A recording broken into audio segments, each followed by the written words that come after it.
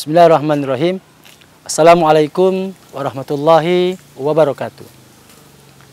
Alhamdulillahirabbil alamin. Allahumma shalli wa sallim ala sayyidina Muhammadin wa ala alihi wa sahbihi ajmain. Amma ba'd.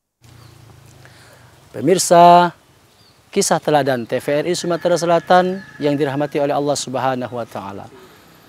Pada kesempatan kali ini, di waktu duha yang berbahagia ini, kita akan mengangkat sebuah kisah di mana ada keluarga yang mendawamkan sholat duha, rutinitas melaksanakan sholat duha.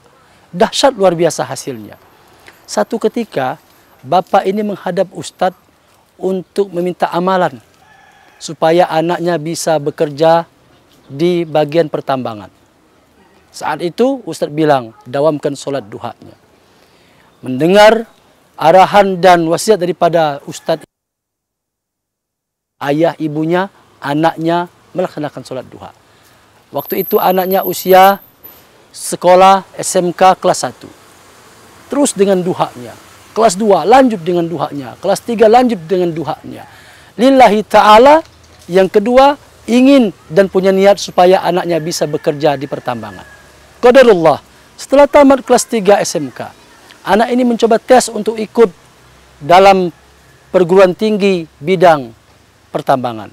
Tapi Allah Subhanahu wa taala belum cukup dengan duhanya tadi. Allah uji anak ini tidak lulus mengikuti ujian masuk perguruan bidang pertambangan. Orang tua tidak putus asa, bapak ibunya tidak putus asa, anak ini pun tidak putus asa, terus dia melakukan sholat duha tidak berhenti.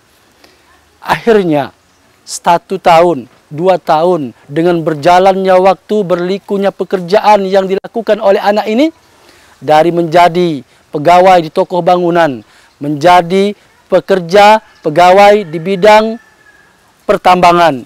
Qadarullah.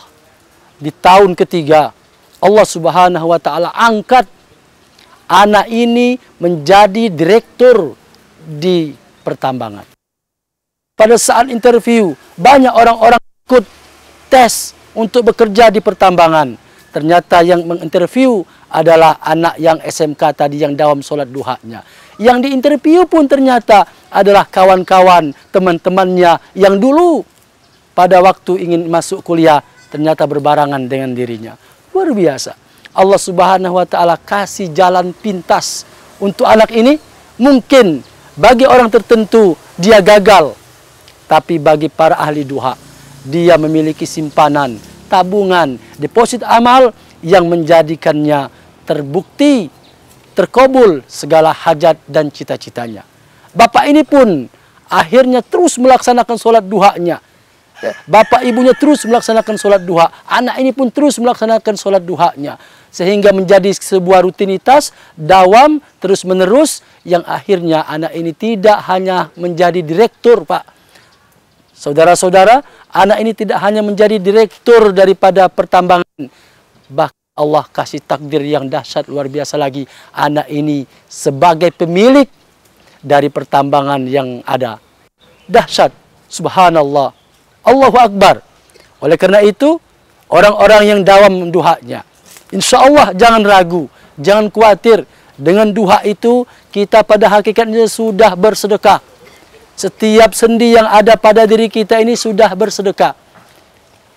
Makanya, dari sekarang, mari kita amalkan. Mari kita dawamkan. Mari kita lakukan terus-menerus sholat duha. Insya Allah, dengan duha yang kita lakukan, dengan amalan duha yang kita kerjakan, Allah Subhanahu wa taala berikan. Allah Subhanahu wa taala kabulkan apapun yang menjadi hajat kita.